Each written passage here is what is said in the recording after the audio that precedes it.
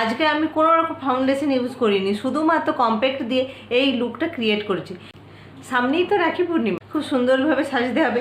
কিভাবে তোমরা খুব কম সময়ে এইরকম একটা গ্ল্যাম লুক পেতে পারো, সেটাই আজ আমি তোমাদের সাথে শেয়ার করব।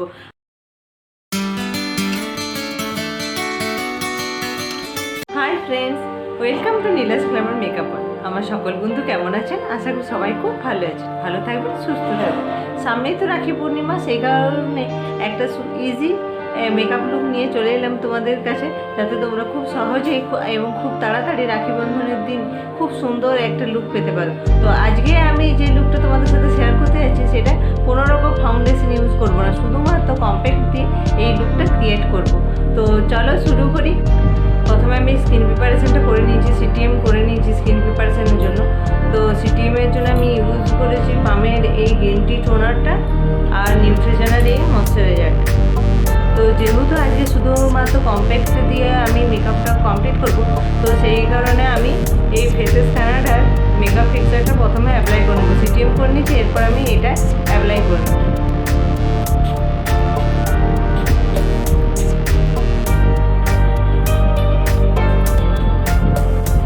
এরপর আমরা এই সেটিং স্প্রেটা শুকানোর জন্য কিছুক্ষণ অপেক্ষা করবো। এরপর এই সেটিং স্প্রেটা শুকিয়ে গেলে পরপর প্রোডাক্টগুলো আমরা ইউজ করবো। সেটিং স্প্রেটা আমার ভালোভাবে শুকিয়ে গেছে। এরপর আমি মেবলিন ফিটমির এই কম্প্যাক্টটা ইউজ করে নেব। তো যেহেতু আমরা কোনো রকম ফাউন্ডেশন ইউজ করছি না, সেই কারণে কিন্তু আমরা যে কম্প্যাক্টটা ইউজ করবো সেটা কিন্তু অবশ্যই আমাদের স্কিন টোন থেকে এক শেড লাইট নিতে হবে। তো আমি এটা এবার ভালো করে পুরো মুখে অ্যাপ্লাই করে নিচ্ছি, আর খুব চেপে চেপে ভালোভাবে কম্প্যাক্টটাকে বসিয়ে নিতে হবে।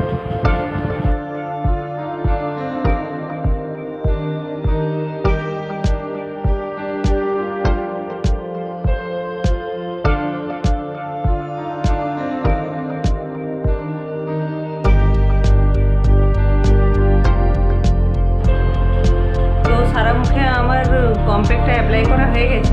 এবার যে যে জায়গাগুলো আমাদের একটু ডার্ক সার্কেল আছে এবং একটু ডার্ক স্পট বা পিগমেন্টেশন আছে, সেই এরিয়াগুলোতে কিন্তু এবার আমাদেরকে কম্প্যাক্টটা ইউজ করে নিতে হবে, মানে কম্প্যাক্টে ডবল কোট লাগাতে হবে।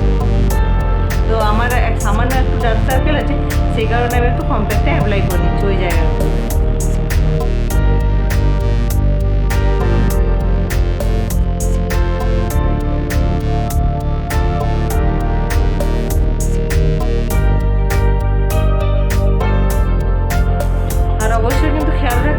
কম্প্যাক্টটা একটু চেপে চেপে যেন স্কিনের সাথে বসে যায়, একটু চেপে চেপে লাগাতে হবে যেন ভালোভাবে স্কিনের সাথে বসে যায়।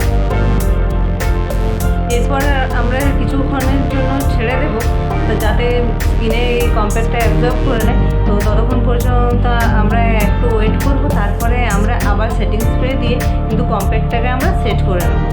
তো কম্প্যাক্টটা সেট হওয়ার জন্য আমি কিছুক্ষণ জন্য ছেড়ে দেবো। তো ততক্ষণে আমি একটু আইব্রোটা ড্র করে নেবো, খুব হালকাভাবেই করবো। আইব্রোটা ড্র করার জন্য আমি এই প্যাকেট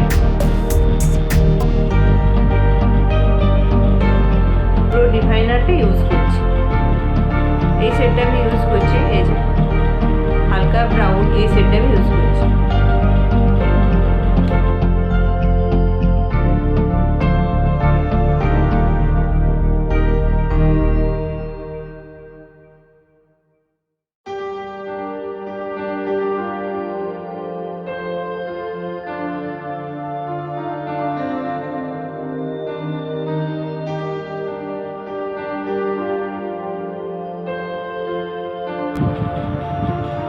তো আমার আইব্রোটা ড্র করা হয়ে গেছে। এবার একইভাবে এই দিকের আইব্রোটা ড্র করে নেব।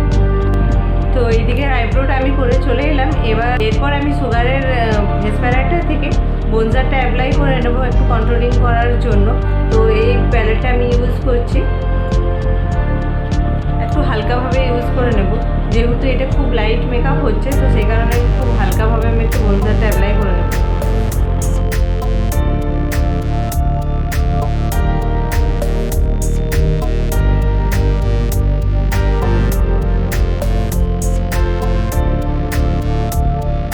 এবার এই সেম প্যালেটটা থেকে একটু ব্লাশটা অ্যাপ্লাই করে নিচ্ছি।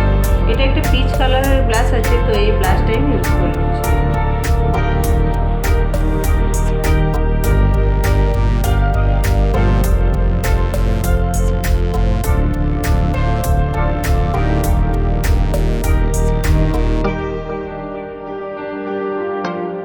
নোজটা একটু হালকা করে কন্ট্রোল করে নিই, একটু ব্রোঞ্জারটা লাগিয়ে নিই।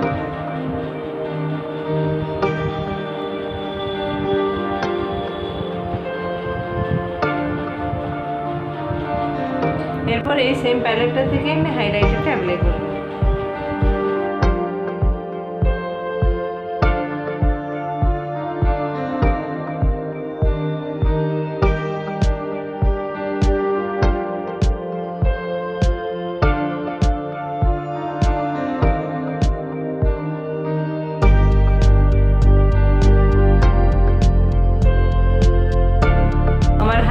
ভালোভাবে অ্যাপ্লাই করা হয়ে গেল। এরপর আমি এনোয়ে এই সিঙ্গেল আইশ্যাডো প্যালেটটার থেকে একটু আইশ্যাডোটা লাগিয়ে নেবো। এটার শেড হচ্ছে ডার্ক মেরুন। তো এই আইশ্যাডোটা আমি অ্যাপ্লাই করে নিচ্ছি।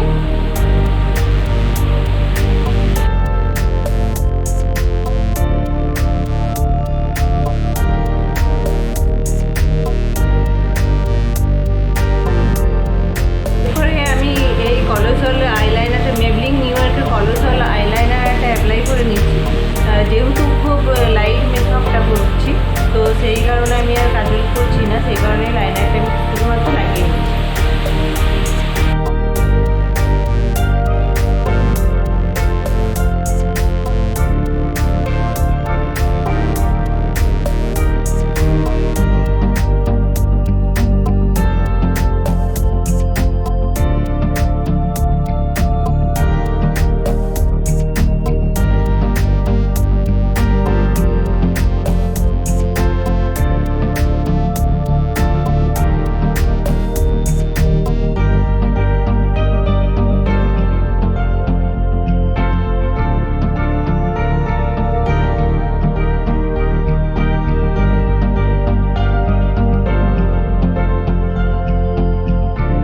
এরপর আমি ল্যাকমি 925 লিপস্টিকটা লাগিয়ে নিচ্ছি।